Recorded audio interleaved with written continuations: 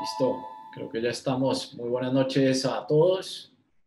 Mi nombre es Juan Pablo García, yo soy cofundador de Tiva y si les parece arrancamos con nuestro primer webinar del año que Majo tituló muy elocuentemente El Tetris de tus finanzas personales.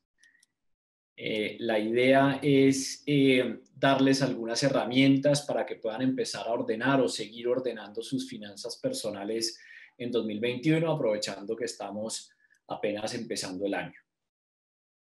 Quiero tocar 3 puntos en particular. Lo primero es que quiero recapitular esos principios básicos de por qué es que debemos pararle bolas a nuestras finanzas personales y qué implicaciones tiene esto para nuestra vida.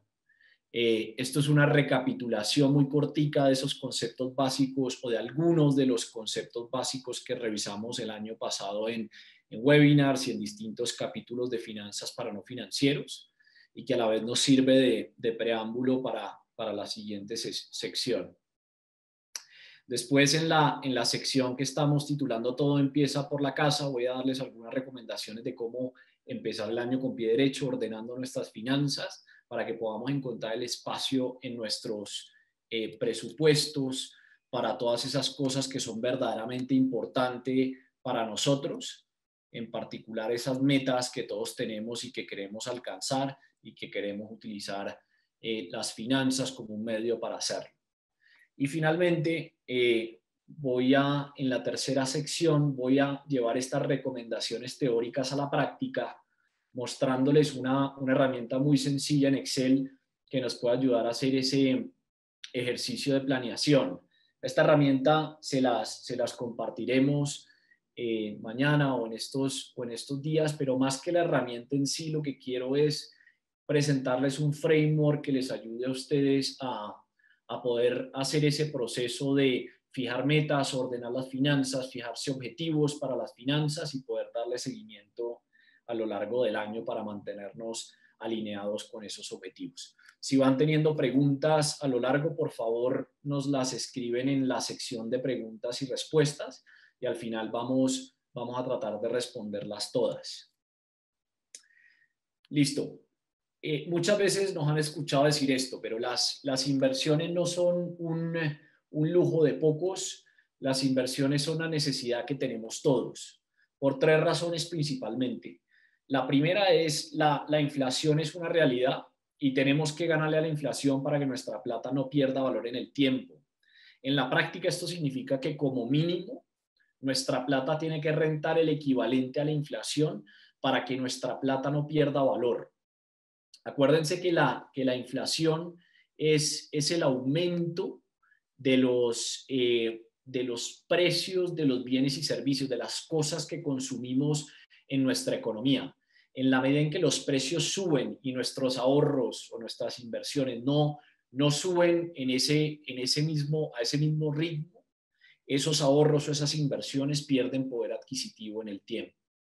La inflación en Colombia en los últimos 15 años ha promediado un poco menos del 3,5%, así que este debe ser nuestro objetivo mínimo de rentabilidad para cualquier plata que tengamos en cualquier lado. Y para que tengan una referencia, hoy en día las cuentas de ahorro pagan menos del 0,5% al año y la mayoría de los CDTs de los bancos grandes están pagando menos del 2% al año, así que no es suficiente con dejar la plata quieta en el banco para poder ganarle a la inflación.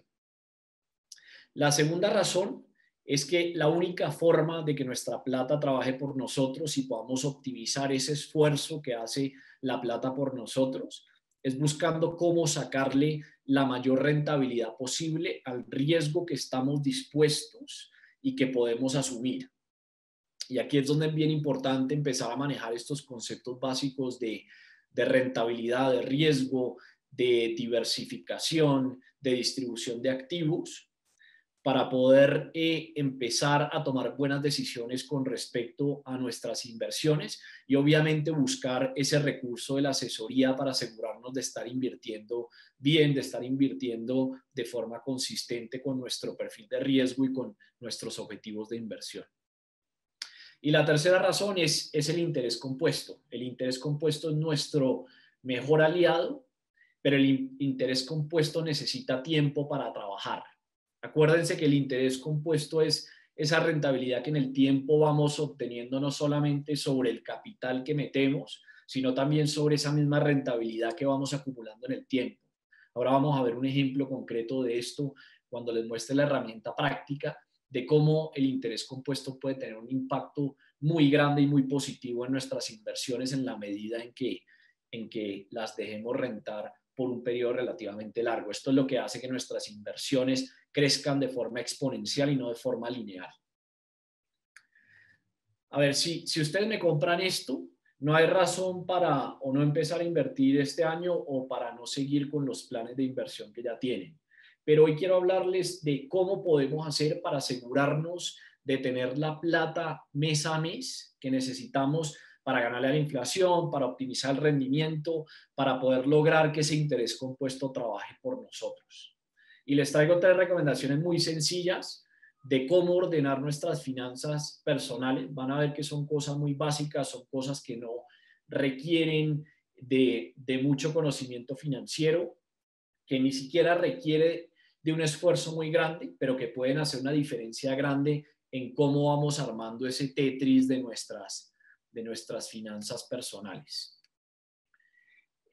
La primera es paguemos esas deudas que tenemos de tarjeta de crédito de consumo, y evitemos esa tentación de endeudarnos. Si pueden pagar así sea una partecita, paguen esa deuda para bajar la carga de intereses. Estos créditos por lo general tienen intereses altísimos, por lo general más del 25% por bien que nos vaya.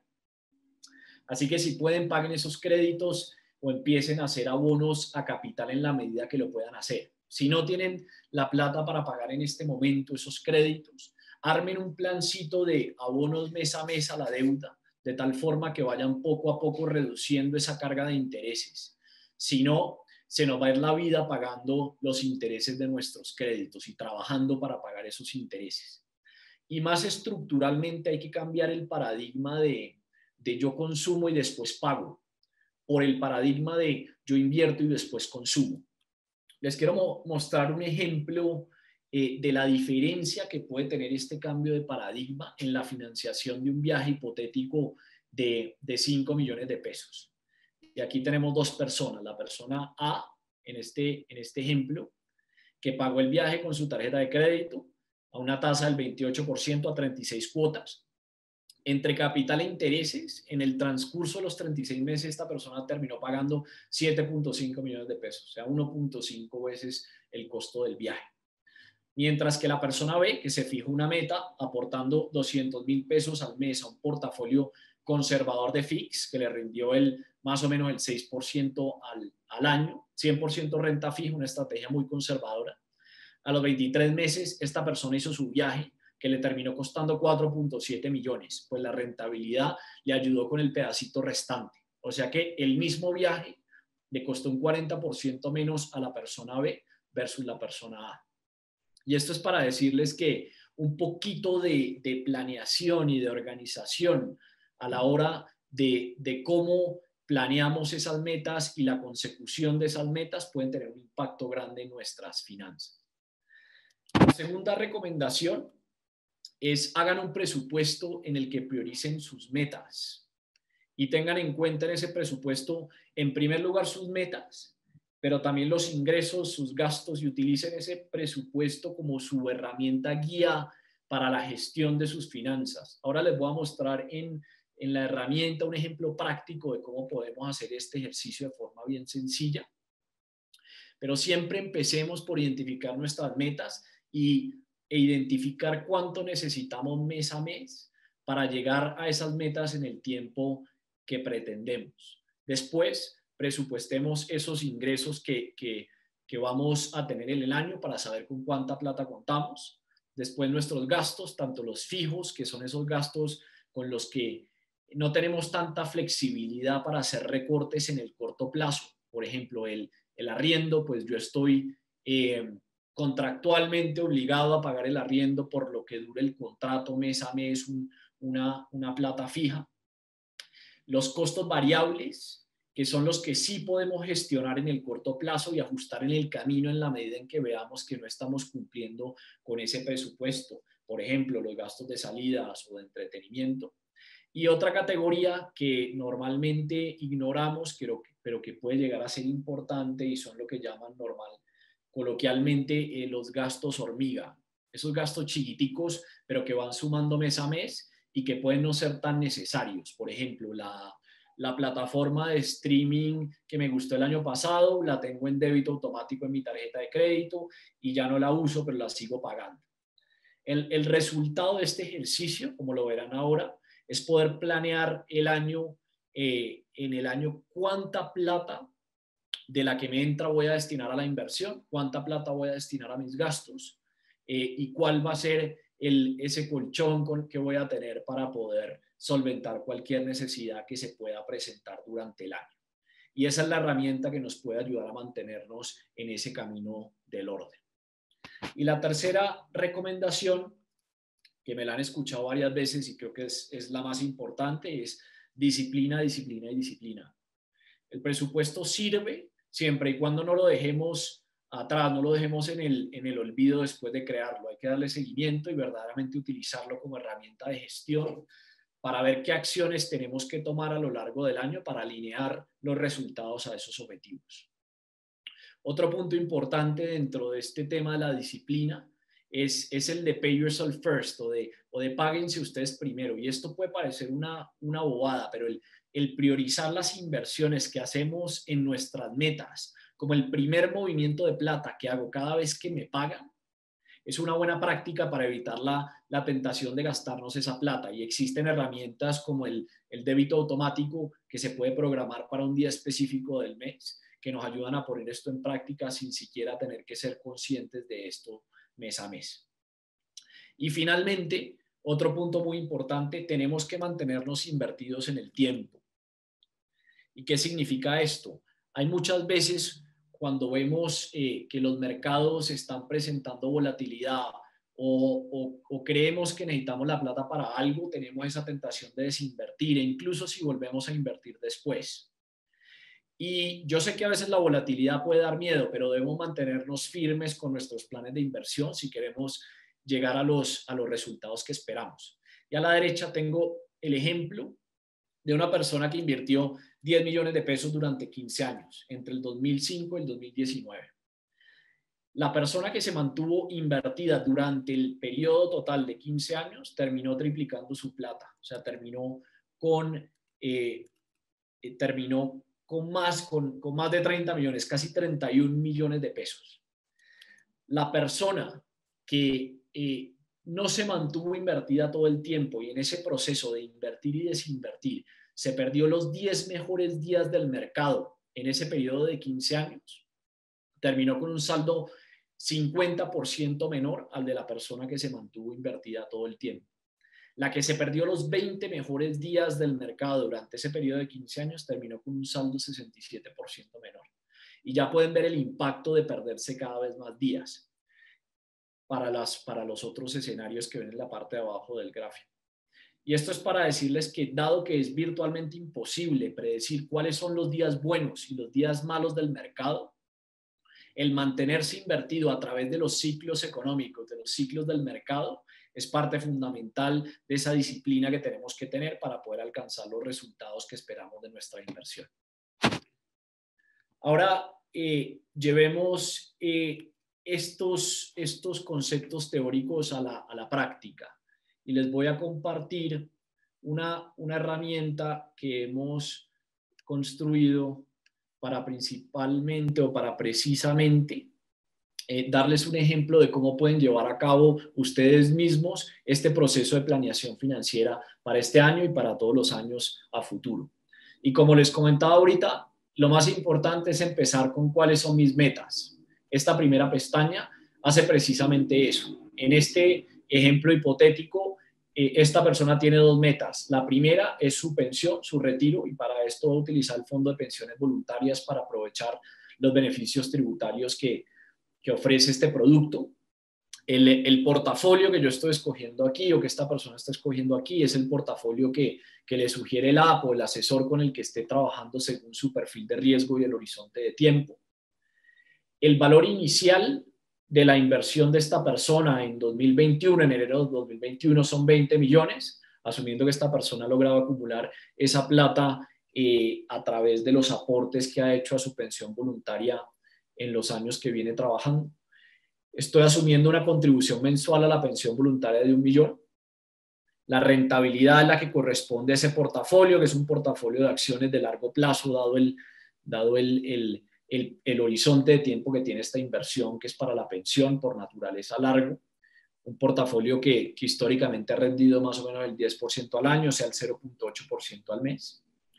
Y un horizonte de tiempo de 30 años o 360 meses. ¿Listo? Si yo me creo esto, que voy a empezar con esta plata, con 20 millones, que voy a hacer la contribución mes a mes de 1 millón, que voy a obtener esta rentabilidad y que la contribución se va a hacer a lo largo de los 30 años, el valor final para el momento en que esta persona se pensione en 2051 va a ser de casi 2.500 millones de pesos. Y ahorita les comentaba que les iba a mostrar de forma práctica el impacto que tiene el interés compuesto en una inversión de largo plazo. Y si ven la composición de ese valor futuro del 2.439 millones, se empezó con 20 millones, se hicieron 360 contribuciones de 1 millón cada una para una contribución total durante los 30 años de 360 millones. Y la rentabilidad que obtuvo durante ese periodo, a partir o en parte gracias a ese efecto del interés compuesto, fue de más de 2.000 millones de pesos, el 84% del valor final de la inversión. Ese es el poder que puede llegar a tener el interés compuesto en la medida en que seamos juiciosos con las contribuciones y en la medida en que le demos tiempo a la inversión para que trabaje durante un periodo relativamente largo. Ahora, la siguiente pregunta ¿es ese valor final de mi pensión voluntaria suficiente para yo subsistir el resto de mi vida? Entonces, el siguiente cálculo que estoy haciendo acá es, estoy tratando de calcular cuál va a ser mi ingreso mensual a partir de una serie de supuestos, a partir de ese valor final de los 2.439 millones, que es el valor con el que inicio mi periodo de retiro, asumiendo que vivo hasta el 2096 o el equivalente a 100 años de vida, que significa 45 años más o 540 meses más, asumiendo una rentabilidad ya mucho menor, dado que para ese momento el perfil de riesgo de esta persona ha cambiado mucho y la idea es invertir esa plata en un portafolio muy conservador. Estoy asumiendo el 5%, que es inflación del 3,5 más 150 puntos básicos. Y esto me da que mi ingreso mensual, desde que me retiro hasta que esta persona se muere, es de 11.368.609 pesos. ¿Listo? Ahí yo puedo tomar la decisión de si eso me sirve, si eso no me sirve, y ajustar estos supuestos según la aspiración de estilo de vida que yo tenga. Obviamente esto es solamente la pensión voluntaria, excluye la pensión obligatoria y cualquier otro activo que podamos tener para el retiro.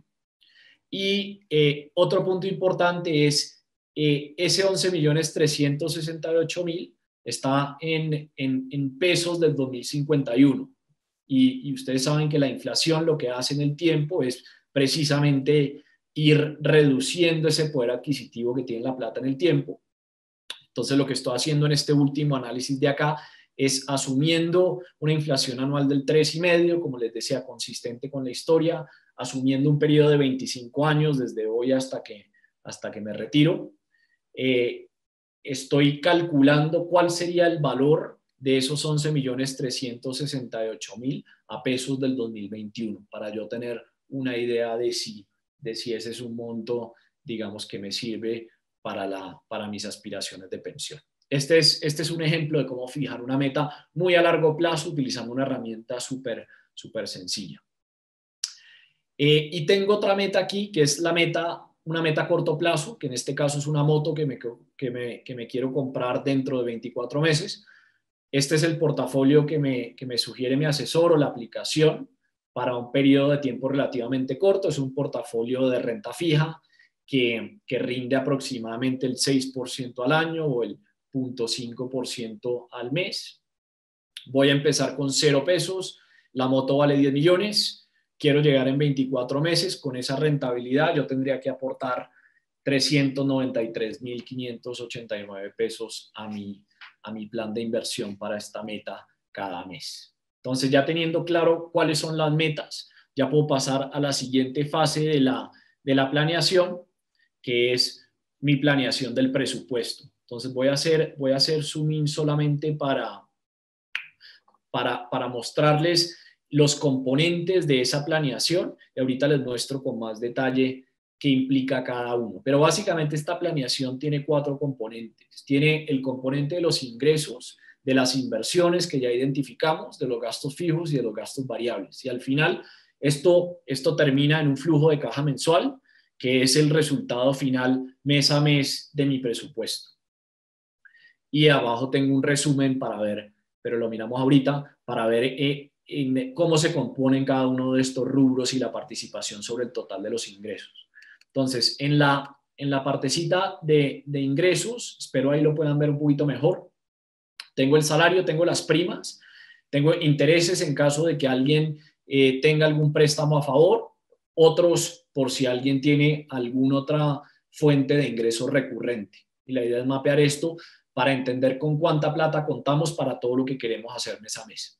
Después vienen las inversiones. Entonces, ya les había dicho que para el fondo de pensiones voluntarias el objetivo era 1 millón al mes, para la moto 393.000 pesos al mes. Y tengo una línea adicional que la estoy llamando fondo de emergencia, donde asumo que mando las primas cada vez que me entran para tener un colchoncito por si llegan épocas de vacas flacas. Y después tengo los gastos fijos. Como les decía, estas cosas son bastante previsibles, no hay mucha oportunidad de gestión, pero la ventaja es que podemos predecirlas con bastante certeza. El arriendo, el internet, el celular, todas esas cosas que nos cobran mes a mes y cuyo valor no fluctúa mucho en el tiempo. Y tengo los gastos variables, que son las cosas que yo puedo entrar a gestionar más directamente en el mes a mes, dado que no corresponde a un compromiso fijo. Y mi flujo de caja al final del mes es la diferencia, es mi ingreso total menos mis inversiones, menos el total de mis gastos. ¿Listo? Y en la parte de acá abajo vemos cómo estoy utilizando yo mi plata. Entonces, por ejemplo, en enero del 21, mi objetivo era invertir el 23% del ingreso, que mis costos fijos se llevan el 24% del ingreso, que mi gasto variable se llevara el 42% del ingreso, y tener un excedente por si las moscas.